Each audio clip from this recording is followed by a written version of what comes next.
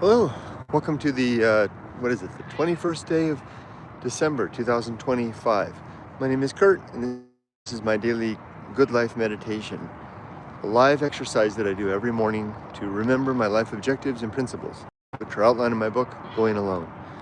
I also use this time to think about the last 24 hours and how I did with the challenges and the opportunities that I met. I plan for the coming day, and I ready myself for death. So often I do this and I'm able to hold up my book, but I don't have it. So this is really a reflection exercise. It's a journaling thing that I do. And I either do it in my head or I do it with the phone on a live situation. Lately I've been doing it in my head because I've been out of my normal circumstance in the United States. In Japan. Here in the United States, tackling a big challenge that I call the situation. That I can't give you any details about because it's not my problem to solve. It's my problem to assist with, but not to solve. So no details. But I'm 2 weeks in, and I have exactly one more week to go before I get to return to Japan.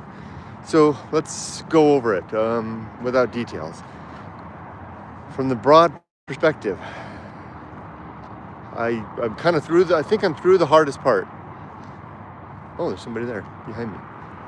I just realized there's someone walking behind me. I think I'm through the most difficult part of this whole thing right now. The first week was really difficult, trying to get everything.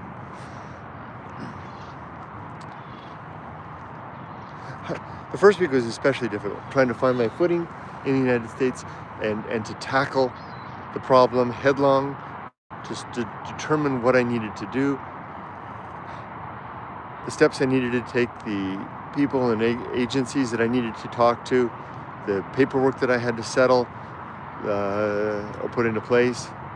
And it took me just about a solid week to do all of that, putting basically together an infrastructure of support and readiness for the next phase, because this is an unfolding situation.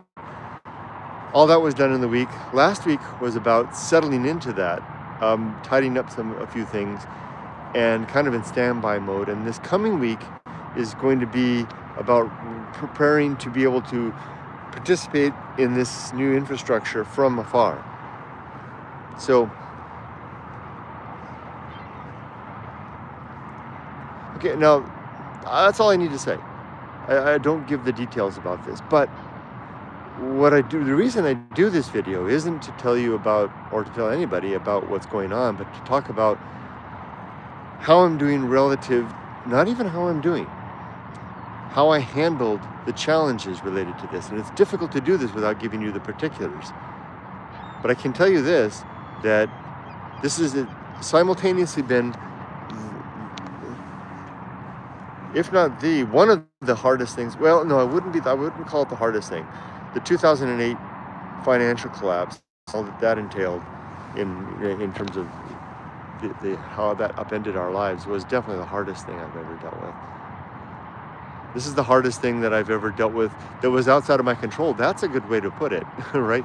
When the 2008 financial collapse came and I found myself broke, in debt, with a family to support and no job, that was all the cards were I had it all it was all on me to fix that so I could do everything. Now, this is a different type of a thing, but I'm not the one that gets to make I'm not the one that has to climb out of the hole. There's a good way to put it.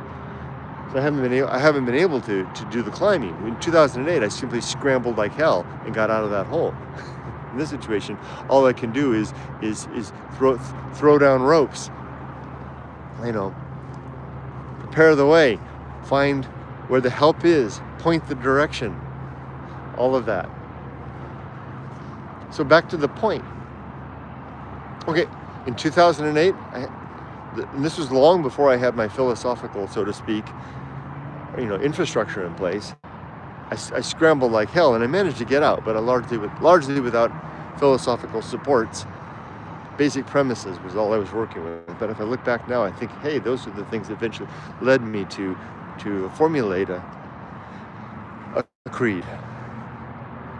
Yeah, it's the first time I've ever spotted that.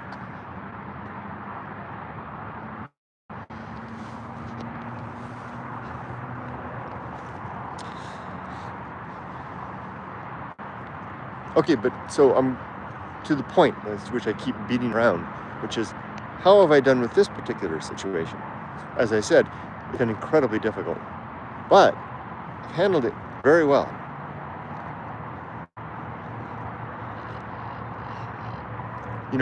I have this creed that I mentioned that allows me a philosophical framework by which I can approach the world and tackle difficult situations. And I've been doing that for a long time. This is the first time I've had to apply that same methodology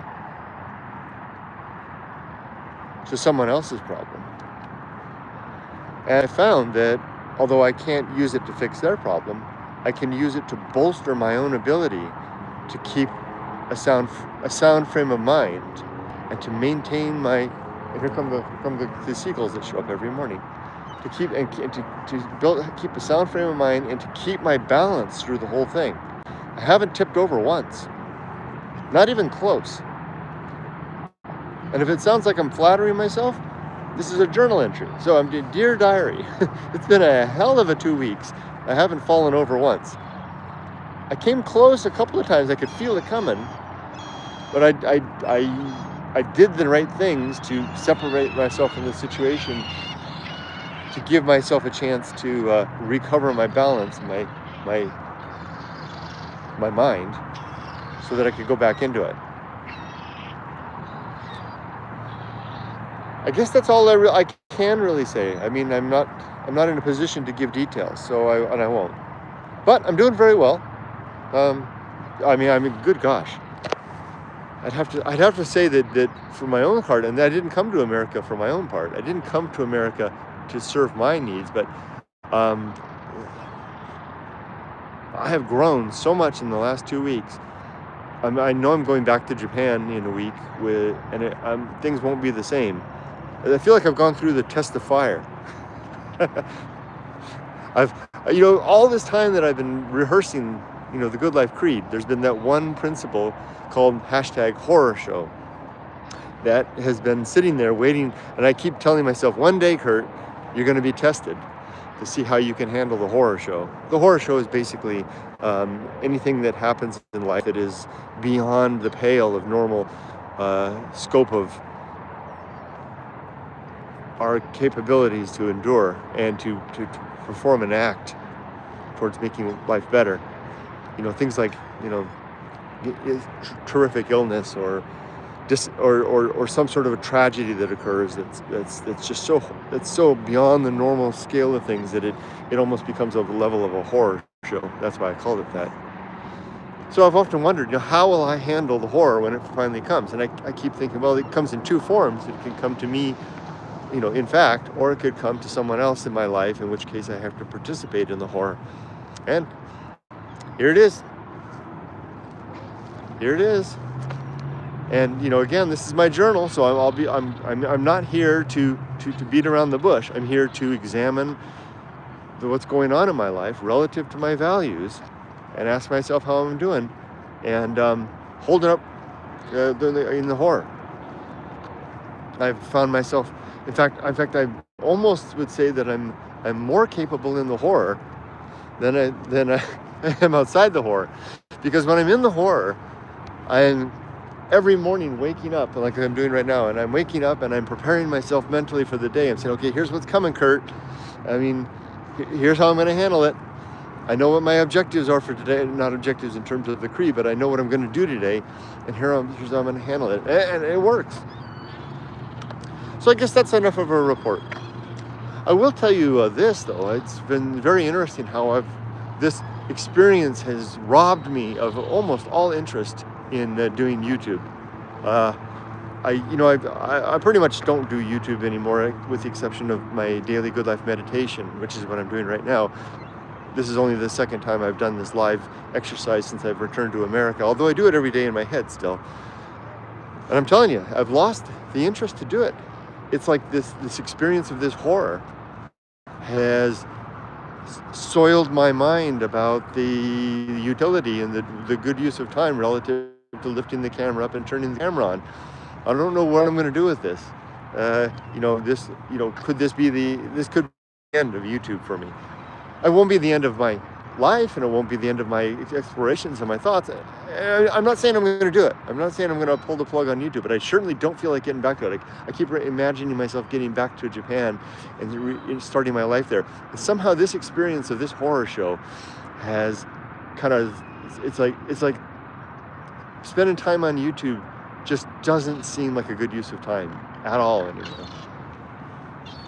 I'll just let that sit there. I'm not promising that one way or another, just speculation on my mind. Okay, the other thing I need to do is to recite my creed, which consists of the following 8 objectives. Number 1, to be always ready to die. Number 2, to make good and effective use of my time. Number 3, to develop and maintain good and sound life principles. 4, to cultivate good emotional reactions. 5, to perform good actions relative to my values. 6, to recognize my true limits and true opportunities. 7, to do just one thing at a time and do that thing slowly, deliberately, and carefully. And 8, to maintain my balance. I have 35 principles too, but I won't attempt to remember or recite any of those without the book. Okay, so that's it for that. My plan for today is to, it's Sunday, and continue what I've been doing all along, which is now I'm on this vigil, basically, tuning, refining before as I count down the days before I leave. And that's that for that. Any comments? Oh, there's Ray. Oh, there's April. Hi, April. Good morning. There's Ray. Good morning, Kurt. Been a while since able to make your live streams. 5 degrees and 85% humidity, which is lower than the 99% it's been for the 3 weeks here in Okoyama. Very nice. And you're back in Japan. April says it's hard when things are outside of our control. Trying to help and being a bystander is just to see what happens. April says, I think YouTube is a good photo album for people to look back on later. I wish my parents had something like this video diary so I could go back and see them again as they were. Well put, April. All right, well, I'm going to finish up here, go in, do my workout, clean up, and start my day in earnest. I wish you all the best. Be safe, but not too safe. Take care. Oh, and as for me, tonight, I will die in my sleep.